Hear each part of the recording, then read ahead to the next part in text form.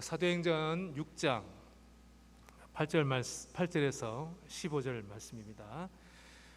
제가 먼저 8절을 읽겠습니다. 스데반이 은혜와 권능이 충만하여 큰 기사와 표적을 민간에 행하니 이른바 자유민들 즉 구레네인, 알렉산드리아인, 길리기아와 아시아에서 온 사람들의 회당에서 어떤 자들이 일어나 스데반과 더불어 논쟁하세. 스데반이 지혜와 성령으로 말함을 그들이 능히 당하지 못하여 사람들을 매수하여 말하게 하되 이 사람이 모세와 하나님을 매독하는 말을 하는 것을 우리가 들었노라 하게 하고 백성과 장로와 서기관들을 충동시켜 와서 잡아가지고 공회에 이르러 거짓 증인들을 세우니 이르되 이 사람이 이 거룩한 곳과 율법을 거슬러 말하기를 맞이 아니하는도다. 그의 말에 이 나사렛 예수가 이곳을 헐고 또 모세가 우리에게 전하여 준 규례를 고치겠다 함을 우리가 들었노라 하거늘. 같이 읽겠습니다. 공회 중에 앉은 사람들이 다 스데반을 주목하여 보니 그 얼굴이 천사의 얼굴과 같더라. 아멘. 반갑습니다. 오늘 이 시간에 주의 말씀을 듣기에 사모하는 여러분들에게 하나님의 은혜가 있기를 바랍니다. 곰곰이 생각을 해보니 저도 저기 밖에 있었던 저 새 꼬마 같이 어린 시절이 있었습니다. 저라고 왜 어린 시절이 없겠어요, 그죠? 저도 저 꼬마들처럼 교회에 와서 때로는 뛰어놀기도 하고 또 장난도 치면서 그러다 엄마 아빠의 손에 이끌려가서 밖에서 두들겨 패 맞기도 하고 그렇게 자라왔습니다. 그러나 감사한 것은 평생 주님 안에 있는 신앙 안에 있었기 때문에 돌이켜보면 지금 이 자리까지 올 수 있었다라고 생각을 합니다. 저도 어린 시절에 여러 가지 꿈들이 많이 있었고 또 여러 가지 상상들을 많이 했었던 것이 있었습니다. 멋있는 군인도 되고 싶었고 또 비행기를 모는 조종사도 되고 싶었고 또 과학자도 되고 싶었고 또 대통령도 되고 싶었습니다.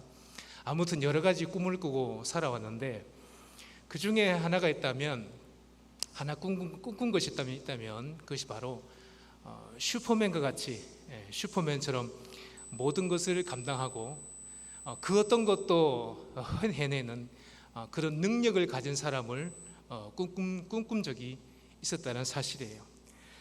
저도 예외는 아니어서 그런 모습들을 영화를 보고 흉내내기도 하고요.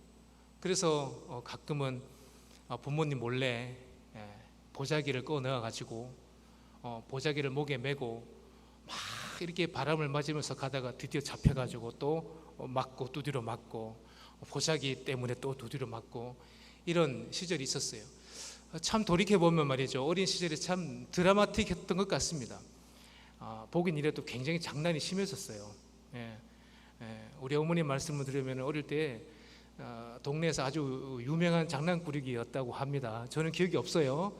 너무 어릴 적 기억이라서. 그런데 우리 부모님 말씀으로는 동네에서 꽤나 장난이 심했던 친구였고, 그래서 한때는 부모님이 저게 인간이 되겠나라고 그런 생각한 적도 있었다고 합니다.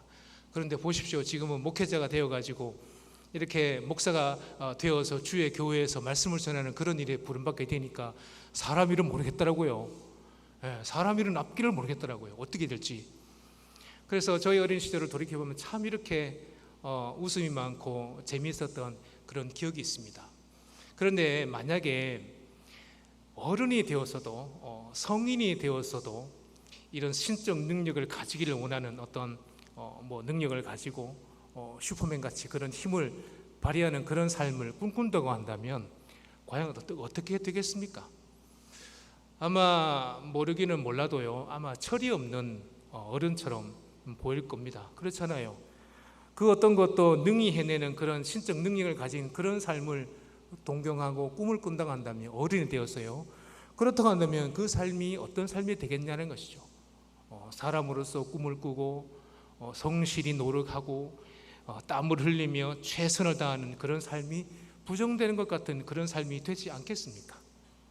그런데 말입니다, 이런 것이 어릴 적 시절에는 즐거운 상상이 될 수 있습니다. 그러나 이것이 커서 어른이 되었을 때도 이런 일들이 벌어진다면 이것은 더 이상 상상이 될 수 없는 것이죠. 그때부터는 망상이라고 불러야 될 것입니다. 현실은 어떻습니까? 우리가 살고 있는 이 현실은 어떻다고 생각하세요? 그럼에도 불구하고 여전히 이런 신적 능력을 가진 슈퍼맨 같은 그런 것들이 이 세상에 만연하고 있다라는 사실 알고 계십니까? 웃을 일이 아닙니다. 이것은 그냥 피식 웃어버리고 넘어가야 할 그런 얘기가 아니더란 얘기예요. 인류 가운데 인류가 탄생된 이래 지금까지 수많은 사람들 속에 이런 모습들이 존재해 왔고, 그리고 지금도 많은 사람들이 망상 속에 이것이 자리 잡고 있다라는 사실이에요. 여러분들은 어때요? 이렇게 마스크를 쓰고 점잖게 앉아 계시니 잘 모르겠습니다. 저만 그런 어릴 적 상상을 했고 저만 그런 이상적인 삶을 꿈꿨는지 모르겠어요. 여러분들은 어떻습니까? 아마 여러분들도 저와 마찬가지 동일할 것이라고 생각합니다. 그런데 여기서 우리가 한 가지 의문이 드는 것이 있다는 사실이에요. 한 가지 떨쳐버릴 수 없는 의구심이 하나 있다는 거예요. 그것이 뭐겠습니까? 그것이 무엇이라고 생각하십니까? 그것은 바로 이런 망상이라고 하는, 이 헛된 망상이라고 하는 이런 영적인 질환이, 영적인 현상이 과연 어디에서부터 시작이 되었고 어디에 그 뿌리를 두고 있느냐라는 겁니다. 여러분 답을 아십니까? 답을 알면 제게 말씀 좀 해보십시오. 저는 이것을 성경에서 찾아보았습니다. 성경에서 찾아보니까 이렇게 결론 나더라고요. 그것은 두말할 것도 없이 뭡니까? 우리의 대적, 우리의 원수 마귀가 우리에게 그런 망상을 심어 주어서 우리가 그런 영적인 망상에 시달린다는 사실을 알 수 있어요. 그래서 이 인간이 태초부터 지은 때 그때부터 인간은 인간에게 끊임없이 와서 속삭입니다. 너도 신적인 능력을 가질 수 있어. 너도 슈퍼맨 같이 될 수 있어 라고 말을 한다는 거예요. 자, 우리 창세기 3장 5절 한번 읽어보겠습니다. 앞에 글자 나옵니다. 한번 읽어보겠습니다. 너희가 그것을 먹는 날에는 너희 눈이 밝아져 하나님과 같이 되어 선악을 알 줄 하나님이 아심이니라. 이 말씀이 어떤 말씀입니까? 바로 사단이 하와에게 와서 헛된 망상을 심어주고 있는 겁니다. 그 전까지는 하와는 몰랐습니다. 하나님이 먹지 말라고 하니 그 말씀 따라 그냥 먹지 않았을 뿐인데 유혹을 받게 되고 꼬드김을 받게 되자 생각지도 못한 망상들이 일어나게 되어버리죠. 그래서 이때부터 하와의 눈에는 어떡합니까? 이것이 먹음직하며 보암직하며 지혜롭게 할 만큼 탐스러운 존재라고 성경은 기록을 하고 있다는 거예요. 이것은 우리 현실도 마찬가지입니다. 최근까지 극장가에서 인기를 끌었던 영화들을 한번 살펴보십시오. 여러분들은 어떤 장르를 좋아하세요? 지금까지 극장에서 개봉되었던 영화들 대부분을 보면요, 마치 슈퍼맨 같이 그런 신적인 능력을 발휘한 사람들이 주인공이 된 영화들이 인기를 끌었던 것이 사실이에요. 하늘을 날고 건물에 거미처럼 벽을 타 올라가고 화살도 피해가고 총알도 피해가는 뭔가 있어 보이잖아요. 내가 하지 못하는 것을 영화의 그 주인공이 하는 것을 보면서 쾌감을 느끼고 그 영화에 빠져서 그 영화가 한창 많은 사람들에게 인기를 끌었던 것을 우리가 보지 않습니까? 이것은요, 영화의 한 장면이 아닙니다. 현실에 있었던 얘기입니다. 그리고 성경에도 기록되어 있는 얘기입니다. 우리 원수 마귀는요, 기어이 우리 주님에게까지 찾아와서 헛된 망상을 심어주고 있다는 거예요. 뭡니까? 어떤 내용입니까? 바로 우리 주님을 성전 꼭대기로 데려가서 거기서 뭐라고 말하죠? 성전에서 뛰어내리라. 이런 뛰어내려서 너의 신적인 능력을 보여줘라고 예수님을 꼬드기잖아요. 그때 예수님께서 성경 말씀에 어떻게 대응하십니까? 마태복음 4장 10절에 보시면 사단아 물러가라. 뭐라고요? 사단아 물러가라 라고 하시면서 그 사단의 유혹을 과감히 떨쳐버리시고 과감히 배척하시는 그런 모습들을 보게 된단 말이죠. 우리가 이것을 통해서 뭘 할 수 있습니까? 우리가 이런 사실을 통해서 어떤 것을 깨달을 수 있습니까? 하나님이신 그 예수님도 마다하셨던 그 일을 하물며 피조물인 인간이 그런 욕구를 가진다는 것이 얼마나 어리석은 일인가라는 것을 우리에게 보여주고 있다는 사실이에요. 때문에 여기서 우리는 다시 한번 분명히 한 가지 짚고 넘어가야 할 것이 한 가지 있다는 거예요. 그것이 뭡니까? 과연 그것이 뭡니까? 이런 신적인 능력을 가지기를 원하는 그런 심리를, 그런 마음을 우리 신앙생활에 한번 비춰봐야 한다는 그런 얘기가 됩니다. 그것은 구체적으로 성령 충만에 대해서 우리가 어떻게 이해하고 바라보고 있는가 하는 겁니다. 여러분들은 성령 충만을 어떻게 이해하셨습니까? 뭔가 알 수 없는 그런 것들이 내려와서 내가 능력을 힘입어 뭔가 해내는 그런 일들로 생각하셨습니까? 하나님으로부터 오는 어떤 기운으로 생각해서 내가 그 기운의 힘을 힘입어서 뭔가 해보려고 하지 않으셨습니까? 뭔가 능력으로 이해하여 그 힘을 의지하여 나의 꿈과 나의 이상과 나의 비전을 실현하려고 하지 않으셨습니까? 성령을 그저 나의 어떤 도구적인 존재로, 그렇죠? 내가 어떤 능력을 바라고 내가 내 이름을 날리고 나의 가치를 높이고 내 이름을 널리 알리는 데 쓰이는 그런 도구적인 존재로 혹시 이해하고 계시지 않느냐는 그런 얘기를 지금 하고 있는 겁니다. 왜 성령 충만을 이렇게 이해했을까? 왜 성령 충만에서 이런 잘못된 시각을 갖고 있느냐라는 겁니다. 이유가 무엇이겠습니까? 그것은 일부의 문제이긴 해도, 일부의 사람들의 문제이긴 해도 바로 성령에 대해서 우리가 잘못 이해하고 알고 있기 때문에 그렇다는 거예요. 바로 성령의 일이 아닌데도 불구하고, 성령의 일이 아닌데도 불구하고 성령의 일이라고 잘못 해석한 일들이 종종 있다는 거예요. 우리가 주의를 기울이지 않고 우리가 세심하게 살피지 아니하면 잘못된 것을 성령의 일이라고 판단하고 성령 일이라고 추정할 수 있기 때문에 그렇다는 거예요. 우리는 그런 위험성을 가지고 있다는 거예요. 왜 이런 현상들이 벌어질까? 왜 이런 현상들이 우리 가운데 있어졌을까?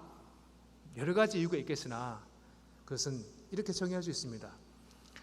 성령에 대해서 알기는 알되 지극히 개인적인 것으로 이해하고 받아들였기 때문입니다. 그래서 성령에 대한 두 가지 오해를 한번 제가 정리를 해봤습니다. 두 가지로 정리할 수 있어요. 자, 성령에 대해 잘못된 우리의 오해, 첫 번째 뭡니까? 우리가 성령에 대해서 구체적으로 배우거나 익히지 못했기 때문에 그래요. 성령 좋은 거지. 성령 충만 당연히 하는 거지. 성령 충만 좋은 거지. 좋은 것은 아는데, 좋은 것인 줄은 아는데, 그러나 성령님이 누구신지, 성령님이 어떤 일을 하는지, 성령님이 나에게 구체적으로 무엇을 원하는지, 내게 어떤 삶을 살기를 원하는지에 대해서는 전혀 관심이 없다는 얘기예요. 그냥 바람같이 임하는 성령, 그냥 불같이 임하는 성령, 이런 것들로 말미암아 외적으로 드러난 어떤 그런 것들만 관심이 있지, 정작 성령을 통하여 내가 내적인 변화가 있고, 성령을 통하여 내가 내적인 회심이 있고, 내가 성령을 통하여 예수님의 성품을 닮아가는 그런 것에서는 별로 관심이 없더란 얘기예요. 누가요? 우리가 그럴 수 있다는 얘기예요. 그럴 수 있습니다. 그리고 또 한 가지, 두 번째, 성령에 대한 오해 두 번째는 바로 성령을 인간이 마음대로 부릴 수 있는 힘이나 에너지로 평가절하한 것도 부정할 수 없는 사실이라는 거예요. 뭡니까? 성령을 받으면 우리의 욕구가 충족이 된다거나, 성령 충만을 받으면 그 성령 충만으로 우리의 어떤 야망을 실현하는 그런 도구적인 존재로 가끔 성령 충만을 이해할 수 있다는 거예요. 그러니까 마치 어떤 신적인 능력에 사로잡혀서 말이죠, 어떤 거부할 수 없는 그런 기이한 능력에 사로잡혀 가지고 그 성령 충만만 받으면 모든 것이 해결된다는 성령 만능론주의에 빠져서 우리가 신앙생활을 할 수 있다는 그런 얘기가 된다라는 겁니다. 어떻습니까? 제가 지금 맞는 얘기를 하고 있습니까? 아니면 저기 딴 나라 별나라 달나라 얘기를 하고 있는 겁니까? 맞으면 맞다고 하면 고개를 한번 끄덕여 보시죠. 예, 제가 지금 맞는 얘기 하고 있는 거 맞지요? 예, 그렇습니다. 때문에 우리는요, 오늘 성경 말씀을 통해서 과연 성령 충만이 어떤 상태를 말하는가에 대해서 한번 살펴보려고 합니다. 과연 주님은 성령 충만에 대해서 뭐라고 말하고 있고, 특히 오늘 이 성경 본문을 통해서 하나님이 우리에게 성령 충만을 받으면 어떠한 모습으로 변화되는지에 대해서 우리에게 똑똑히 말을 하고 있다는 거예요. 때문에 오늘 이 밤 우리는 다른 무엇보다도 오늘 본문에 집중하여 과연 성령의 충만을 입으면 어떤 모습으로 어떠한 것으로 드러나는지에 대해서 우리가 귀를 쫑긋이 세우고 두 눈을 부릅뜨면서 오늘 본문의 말씀을 봐야 할 이유가 바로 여기에 있는 것입니다.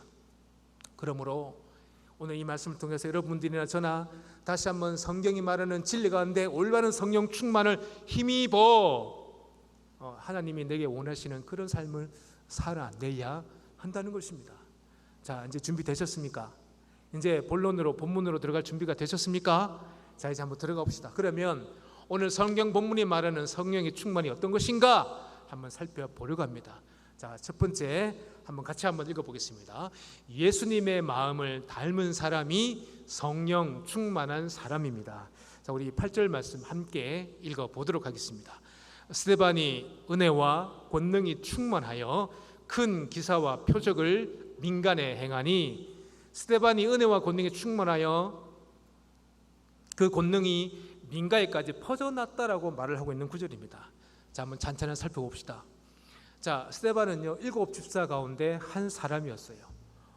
그는요 어떤 특별한 일을 위해서 집사로 부름받아서 세움받았습니다. 그 특별한 일은 다른 것이 아니라 바로 어렵고 힘들고 가난하고 소외받으며 사람들에게 외면받는 그 어려운 사람들을 찾아가 돕는 사역을 위해서 부름받은 사람이에요. 좀 더 구체적으로 말하자면 그는 음식을 가지고 나누어 주며 음식을 가지고 어려운 사람들의 그 배고픈 배를 줄여주는 그런 일을 담당했던 사람입니다. 요즘으로 치면 푸드뱅크나 요즘으로 치면 무료 급식소 같은 그런 일을 했다라는 사실이에요.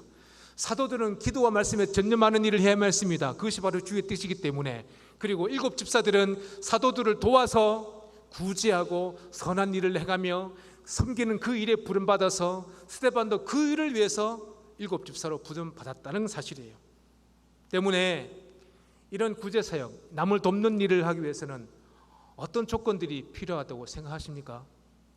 어떤 조건들이 필요하다고 생각하십니까? 그렇지, 구제사역을 하니까 돈이 많이 필요하잖아요.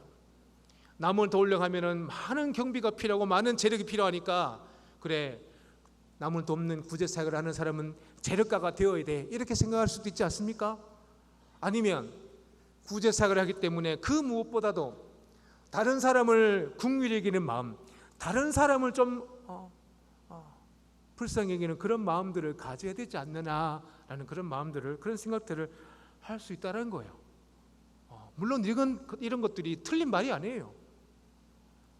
이왕이면 다홍치마라고요. 이왕이면 구제 사역을 하고 남을 돕는 사역을 그 일을 할 때 경비가 있으면 좋잖아요. 재력이 있으면 좋잖아요. 남을 섬기는 마음이 있으면 좋잖아요. 그런 마음을 가지고 섬기면 좋은 일이잖아요. 때문에 우리가 생각할 때 구제 사역은 경비가 있고 재력이 있고 다른 사람 섬기는 그 마음 있는 사람이 하는 거 아니냐라고 생각할 수 있다는 거예요. 그러나 오늘 성경 본문을 보십시오. 주의 말씀은 그런 식으로 주의 말씀은 기록하지 않는다는 거예요. 우리 한번 8절 말씀 다시 한번 읽어 보겠습니다. 스데반이 은혜와 권능이 충만하여 큰 기사와 표적을 민간에 행하니라고 기록되어 있어요.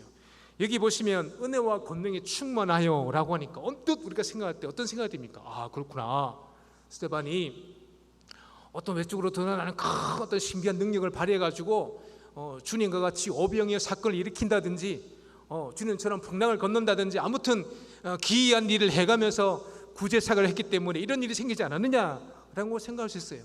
아니면 어떤 권능에 사로잡혀서 어떤 신적인 말씀을 행하며 어떤 권능을 행하며 그것을 통해서 구제사역을 하니까 은혜가 퍼지고 권능이 퍼진 것이 아닌가라고 생각을 할 수 있다는 얘기예요. 하지만 그것이 아니라는 얘기예요. 아니면 어떤 외적인 카리스마를 가지고 리더십을 가지고 조직하고 사람들이 끌어가는 어떤 카리스마적인 모습을 가지고 구제사를 했기 때문에 그 선한 일이 널리 퍼지게 되고 많은 사람들에게 영향을 준 것이 아닌가라고 생각할 수 있다는 거예요. 하지만 그렇지 않더란 거예요. 성경에 눈을 씻고 봐도 그런 내용이 없더란 거예요. 이 카리스마라는 이 단어의 어원인 카리스를 한번 보기를 바랍니다. 자, 카리스라는 단어는요, 은혜라는 말이고요. 이 은혜는 바로 예수님의 인자한 성품을 말하는 겁니다. 그러니까 뭡니까? 사복음서에 보시면 예수님의 그 인자하고 온화했던 성품들이 낱낱이 기록되어 있는 것을 우리가 볼 수 있다는 거예요. 병자를 보시며 그 병자를 한 명도 그냥 지나치지 않으시고 그 병자에게 다가가서 내가 네게 무엇을 하여 주기를 원하느냐, 내가 너에게 어떻게 하랴 말씀하시며 그 병자를 일으켜 주었던 그 온화했던 마음. 들판에서 허기진 배를 움켜쥐고 먹을 것이 없어 허덕이는 그 베사다 들판에 그 군중들에게 그들을 보면서 목자 없는 양같이 그들을 불쌍히 여기시며 그들의 줄인 배를 채워줬던 그 온화한 성품. 또 작은 어린 나이 하나를 천하보다 귀한 영혼이라고 시켜 세우시면서 한 생명이 천하보다 귀하다는 사실을 만 백성들에 알려주시면서 그 어린아이를 품어주셨던 그 온화하고 따뜻한 성품, 이것이 바로 여기서 말하는 카리스 은혜, 예수의 마음이란 사실이에요. 그러니까 이 어원을 통해서 이 뭡니까? 카리스라는 뜻이 어떤 의미로 우리에게 다가오느냐 하는 겁니다. 이 단어를 통해서 우리에게 무엇을 말하고 있는 겁니까? 바로 성령 충만이란 주님을 닮아 주님처럼 주님의 마음을 나의 것으로 만드는 내적 작업이 성령 충만의 첫걸음이다라는 것입니다. 어떤 외적으로 드러나는 것을 말한 게 아니에요. 어떤 외적으로 뭐 권능을 행하고 능력을 바라고 이적을 행하고 이런 것이 아니란 얘기예요. 성령 충만의 첫걸음은 바로 내가 내적으로 변화되고 내가 내적으로 성숙해지고 내가 인격이 변하는 것이 바로 성령 충만의 첫걸음이라는 사실을 믿으시길 바랍니다. 이것이 주님이 보여주셨던 그 성품의 첫 모습이요, 이 스데반은 이런 모습을 가지고 사역을 했기에 은혜와 권능이 퍼져 나간 것입니다. 그런데 만약에 성령 충만 이런 내적인 것이 되지 못하고 도리어 외적인 것으로 치우친다면 어떤 일이 벌어질까요? 거기엔 반드시 문제가 생길 수 있다라는 겁니다. 성령 충만이 내적으로 내가 변화되어지고 내가 내적으로 변화되어지 않고 성령 충만이 외적인 것만 추구하게 된다면 거기에는 반드시 생각지 못한 문제가 발생할 수 있다는 거예요. 소위 이단들이 그렇게 했잖아요.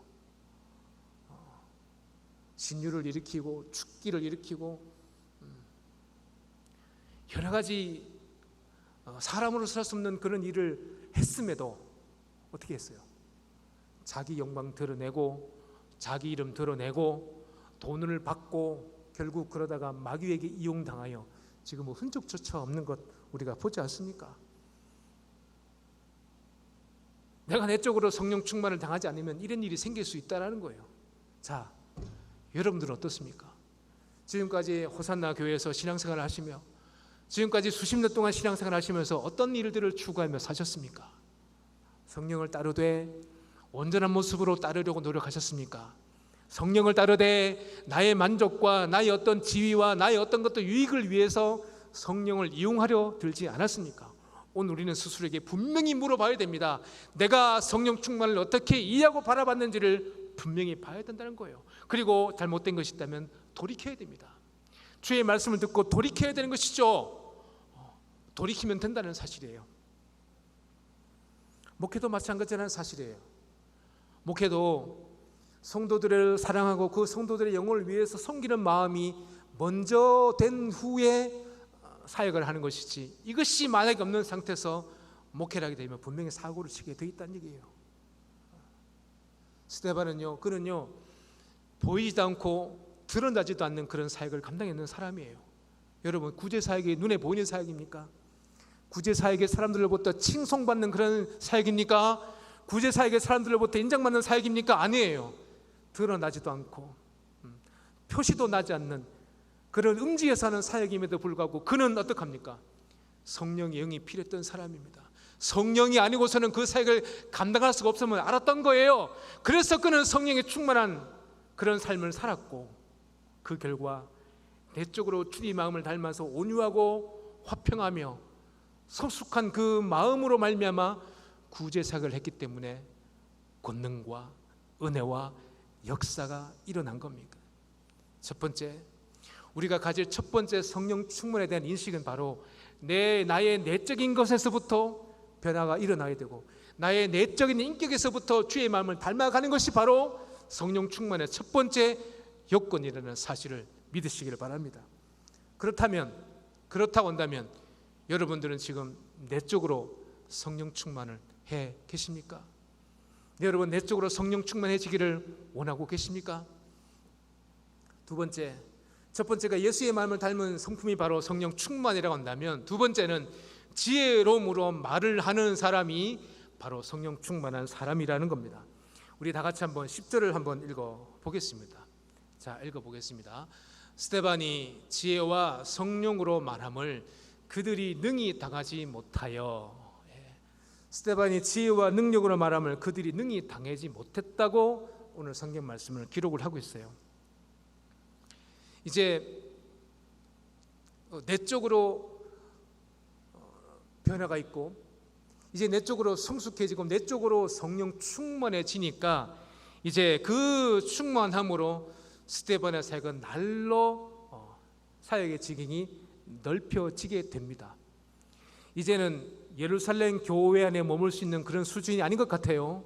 이제 교회 안에 머물러 있는 그런 수준을 훨씬 뛰어넘어서 이제 민족과 근동 지방으로, 각 지방으로 이 예루살렘에 넘어서, 예루살렘을 뛰어넘어 이 스데반의 사역이 날로 퍼지게 되었다는 사실이에요.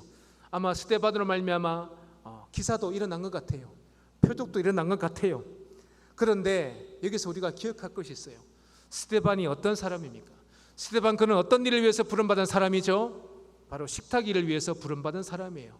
구제 일을 위해서 부름받은 사람이에요. 그는 사도가 아니었습니다. 그는 말씀을 전하는 사람이 아니었어요. 그런데 그는 어떡합니까? 그럼에도 불구하고 그의 성령 역사로 말미암아 어떡합니까? 놀라운 일들이 발생하게 되고, 중요한 것은 그 스데반으로 말미암아 충격을 받은 사람들이 일어나기 시작했다는 거예요. 그 스데반이 놀라운 그 주의 은혜를, 주의 사역을 지경을 넓혀가게 되면서부터 반대급부로 충격을 받고 반대하는 세력들이 등장하기 시작했다는 거예요. 예수님이 사역을 하시면서 예수의 그 소문이 온 인근각지로 소문이 퍼지게 되자 많은 사람들이 찾아왔잖아요. 그리고 찾아오게 되니까 반대급부로 사두개인과 바리새인들이 그 예수님을 향하여 공격하며 핍박하는 것들을 우리가 사복음성을 통해서 볼 수 있지 않습니까? 바로 그런 거라는 사실이에요. 은혜로 말미암아, 내적인 성령 충만함으로 말미암아 그 사역이 넓혀지게 되자 반대급부로 원수들로부터, 대적들로부터 공격을 받기 시작했다는 거예요. 그 사실이 바로 9절에 기록이 되어 있습니다. 우리 한번 9절을 한번 읽어봅시다. 시작. 이른바 자유민들, 즉 구레네인, 알렉산드리아인, 길리기아와 아시아에서 온 사람들의 회당에서 어떤 자들이 일어나 스데반과 더불어 논쟁할세. 여기 보면은요, 예루살렘 인근에 있던 여러 지방에서 많은 사람들이 몰려왔음을 보게 돼요. 길리기아는 어떻습니까? 길리기아와 구레네와 또 아시아에서 온 사람들이 회당에서 논쟁을 했다라고 기록하고 있습니다. 누구와 논쟁했다는 얘기입니까? 누구와 싸웠다는 얘기예요? 바로 성령이 내적이 충만한 그 스데반과 논쟁을 하기 시작했다는 거예요. 이들은 출신이 다르며 배경이 다르며 여러 가지 조건이 다름에도 불구하고 스데반을 대적하고 스데반을 공격하는 그 일에는 하나가 되었습니다. 마치 주님의 사역을 할 때 바리새인들과 사두개인들이 서로 원수처럼 싸웠지만 주님을 대적할 때는 그들이 하나가 되었잖아요. 마찬가지로 이들은 각기 다양한 사람들임에도 불구하고 스데반을 대적할 때는, 스데반을 공격할 때는 그들이 하나가 되어 스데반을 연합해서 공격을 하고 있다는 거예요. 하지만 어떤 내용으로 공격했는지는 잘 표현이 되지 않고 있어요, 본문에. 그러나 본문 13절과 14절의 내용을 보면 아마도 성전의 문제나 어떤 모세의 율법에 관한 문제로 말미암아 논쟁이 벌어진 것은 분명하다는 사실이에요. 하지만 아무리 원수들이 연합을 하여 스데반을 공격한다 할지라도 중요한 것은 그들이 스데반을 당하지 못했어요. 아마 숫자는 모르지만 수십 명의 사람들이 달려들어서 늑대같이 달려들어서 스데반을 변론했지만 그 스데반 한 사람을 당하지 못했습니다. 스데반 하나를 능히 이기지 못했습니다. 왜 그렇습니까? 왜 그렇습니까? 스데반 그는 성령이 말하게 하심을 따라 말을 했기 때문에 그 누구도 이길 수가 없었다는 사실이에요. 10절을 보십시오. 이렇게 고백합니다. 함께 읽읍시다. 스데반이 지혜와 성령으로 말함을 그들이 능히 당하지 못하여. 바로 이런 겁니다. 성령이 충만한 사람은 싸우는 사람이 아닙니다. 성령이 충만한 사람은 말 많이 하는 사람이 아니란 거예요. 성령 충만한 사람은 자신의 말재주를 뛰어난 말재주를 드러내는 사람이 아니란 거예요. 성령이 충만한 사람은 바로 성령이 말하게 하심을 따라 말하는 사람이라는 사실이에요. 여러분들은 이 땅의 삶을 사시면서 많은 말들을 하잖아요. 하루에 살면서 얼마나 많은 말들을 듣는지 몰라요. 저도 말들을 많이 하는, 어떻게 보면은 목사라는 이 타이틀 때문에 말들을 많이 해야 하는 그런 신분인지도 모릅니다. 그래서 설교를 하잖아요. 그런데 무섭습니다. 말들을 많이 하면 뭐합니까? 거기에 필요 없는 말들을 할까봐, 거기에 쓸데없는 말을 할까봐, 거기에 생명을 죽이는 말을 할까봐, 거기에 영혼을 살리지 못하는 말을 할까봐 두렵다는 거예요. 혹자는 아이고 목사는 집이 경상도라 원래 말 없는 거 아이가, 그럴지도 모릅니다. 그런데 저는 그렇게 말을 하지 않는 게 바로 뭡니까? 말에 실수를 할까봐, 혹시라도 내 말로 말미암아 다른 사람이 해를 입을까, 될 수 있으면 말을 잘 안 하려고 합니다. 그런데 사람들은 아이고 목사는 경북 의성인 출신이니까 뭔 말을 많이 하겠노, 저도 말 많이 합니다 하려고 하면, 근데 안 합니다. 왜? 나도 실수를 할까봐, 지혜로운 말을 하지 못할까봐 그렇다는 거예요. 여러분들은 어떤 말을 하시려고 그렇게 노력을 하십니까?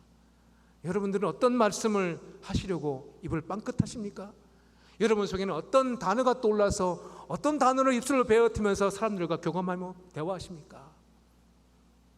오늘 성경 본문을 보면 지혜로운 사람은, 성령 충만한 사람은 바로 지혜로운 말을 하는 사람이 성령 충만한 사람이라고 말을 하고 있다는 거예요.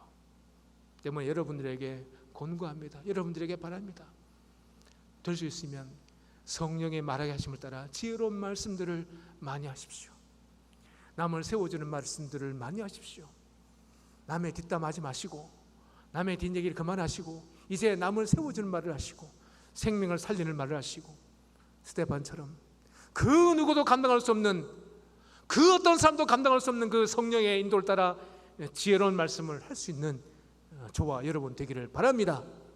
그것이 바로 두 번째, 지혜로운 말을 하는 사람이 바로 성령 충만한 사람이라는 사실을 기억하시길 바랍니다.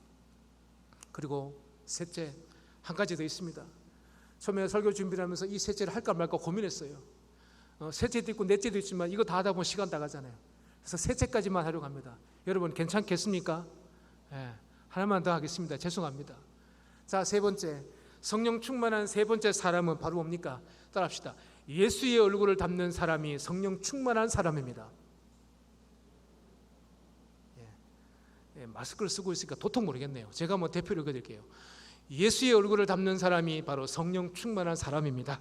자, 우리 이제 논쟁으로도 스데반을 이길 수 없음을 발견했던 그 대득자들은 이제 마지막 최후의 카드를 들어 사용합니다. 그것이 뭐겠습니까? 바로 이 스데반을 공회에 넘겨서 고소 고발로 통해서 스데반을 억제하려고 이제 공회에 넘겨버린다는 사실이에요.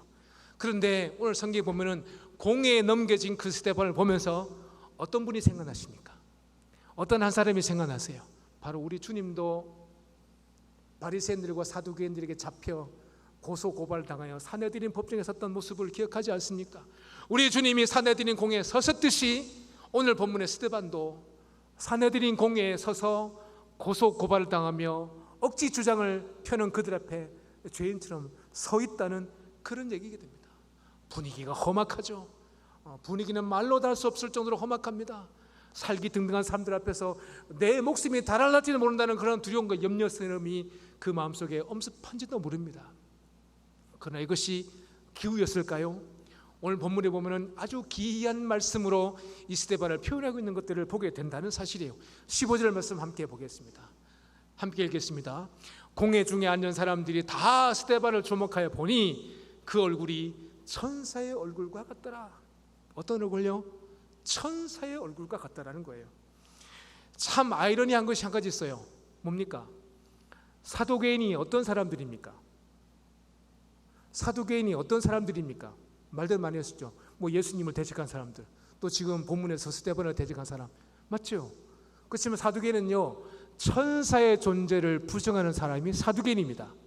그런데 어떻습니까? 지금 스데반의 얼굴을 통하여 천사의 얼굴을 나타내심으로 말미암아 하나님이 사두개인들을 깨우고 있는 거예요.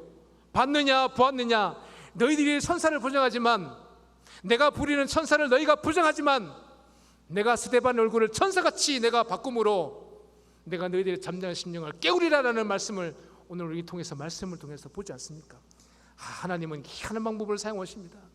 하나님은 가끔요, 사람으로서는 계획할 수 없는 기이한 일들을 행하시는 분이 바로 우리 하나님이시더라고요. 사두개인이 천사를 부정하는 그 사두개인들 앞에서 스데반의 영광스러운 모습, 천사 같은 얼굴을 보여주심으로 말미암아 어떻게 합니까? 천사의 존재를 어떻게 보면 알려주신지도 모른다는 사실이에요. 사람이라면 되게 억울한 일을 당하면 어떻습니까? 자신이 억울한 일을 당하면 거기에 대해서 내가 항변을 하고 또 항거를 하고 내가 내 말을 주장을 세우기 위해서 싸우기도 하죠. 때로는 변호인을 세우기도 하고 대리인을 세워서 나의 주장과 나의 권리를 보장하려고 싸우는 것이 일반적인 사람들의 모습이라는 거예요.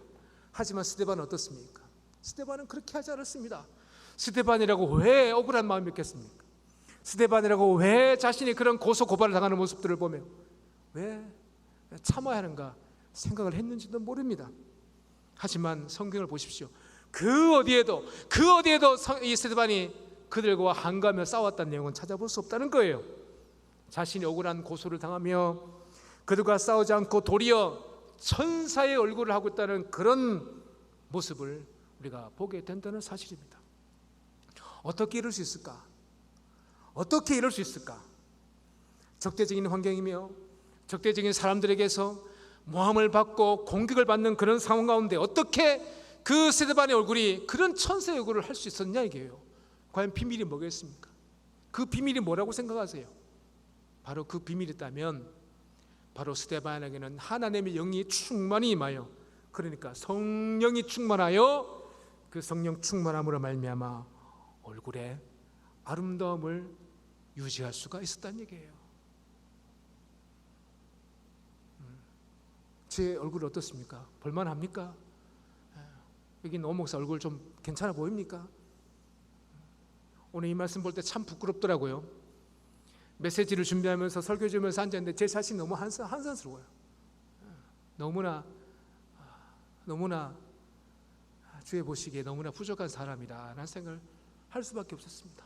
아무리 돌아봐도, 아무리 내가 돌이켜봐도, 아무리 내게 후한 점수를 준다 하더라도 내 자신이 내 자신에게 후한 점수를 줄 수 없을 만큼 저도 한편으로는 험악한 얼굴을 했던 모양입니다. 참 스데반의 얼굴은 그렇게 평안할 수가 없었어요. 그렇게 세상 누구도 침범할 수 없는 그런 평온한 얼굴을 했던 이유가 뭘까? 바로 그는요, 성령이 충만하기 때문에 그렇다는 거예요. 성령이 충만하면 이렇게 얼굴로 드러날 줄 믿습니다. 성령 충만하면 이렇게 얼굴로 그 평안함과 담담이 드러날 줄 믿습니다. 변화산에서 주님의 얼굴이 변했잖아요, 그죠? 그리고 시내산에서 모세가 십계를 받을 때 그 용모가 변하여 누구도 감히 볼 수 없는 빛난 광채가 얼굴에서 드러났다고 성경 기록을 하고 있잖아요. 그리고 오늘 스데반도 역시 그 누구도 범접할 수 없는 밝고 찬란한 천사의 얼굴을 하고 있었다는 사실이에요. 적대적인 환경에서, 적대적인 사람들 앞에서. 그런데 우리는 적대적인 환경도 아니요, 누가 나를 얽어 매는 것도 아닌데 왜 그리 인상을 쓰고 계십니까? 뭐 때문에 그렇게 인상을 쓰고 있냔 말이에요. 누가 당장 우리를 잡아먹습니까? 내일 당장 우리가 뭐 파산 납니까? 내일 우리가 어떤 뭐 큰 일이 벌어집니까? 얼굴 좀 핍시다. 얼굴 좀 피자고요. 얼굴을 피워야 된다는 사실을 오늘 이 본문을 통해서 알게 된다는 겁니다. 여러분은 천사의 얼굴을 하고 계십니까? 이제 말씀을 정리할까 합니다. 참 이 말씀을 준비하면서 저는 제 자신에게 많이 물었습니다. 너는 사람들에게, 성도들에게 이런 말씀을 전하면서 과연 너는 이 말씀을 전할 자격이 있느냐라는 그런 의문점들을 스스로에게 던져본 기억이 있습니다. 사실 자신이 없었습니다. 내가 뭔데 이 말씀을 전할까? 이 말씀을 전했을 때 네가 똑바로 살지 않는데 그 말씀 할 수 있느냐? 이런 생각도 들지 않은 것이 아니면 들었습니다. 그러나 내 자신을 볼 때는 내 자신이 한없이 약해 보이고 안 돼 보이지만, 그러나 주님이 오늘 말씀 통해서 하라 하셨기 때문에 저는 이 말씀을, 부끄럽지만 이 말씀을 한 겁니다. 저는 여러분들에게 말씀을 드리고 싶습니다. 저는 성령 충만을 부정한 사람이 아닙니다. 저는 성령 충만을 멀리한 사람이 아니에요. 제가 이래봐도 19년까지 교회에서 중보기도 사역했다니까요. 여러분들 제가 믿으시길 바랍니다. 저도 성령 충만을 간구하고, 저도 성령 충만을 누구보다도 사모하고 성령 충만을 받기 위해서 부단히 노력하는 사람이에요. 그러나 방향을 제대로 잡고 하나님 보시기 올바른 영적인 질서 안에서 성령 충만을 이루어가자는 뜻에서 오늘 이 말씀을 하는 겁니다. 성령 충만을 간구하십시오. 성령 충만해야 신앙생활도 가능하고, 성령 충만해야 이 험한 세상, 내 뜻대로 되지 않는 이 험한 세상 가운데 우리가 승리할 수 있는 겁니다. 때문에 성령 충만해야 합니다. 하지만 영적인 질서 안에서 하자고요. 영적인 올바른 질서 안에서 하자고요. 외적으로 드러나는 것, 눈에 보이는 것 추구하지 말자고요. 내적으로, 외적인 것을 추구하기 전에 먼저 내적으로 내가 성령이 충만하는 그런 작업들을 해야 오늘 스데반을 통해서 주시는 그 성령 충만을 나의 성령 충만으로 만들 수 있다는 사실을 오늘 주님은 이 본문의 말씀을 통해서 우리에게 하고 계신 겁니다. 말씀을 정리해 보겠습니다. 성령 충만하려면 보여주십시오. 자막. 성령 충만하려면 예수의 마음을 닮아 내적인 면을 가꾸십시오. 이것이 바로 성령 충만의 첫 단추임을 믿으시기를 바랍니다. 두 번째입니다.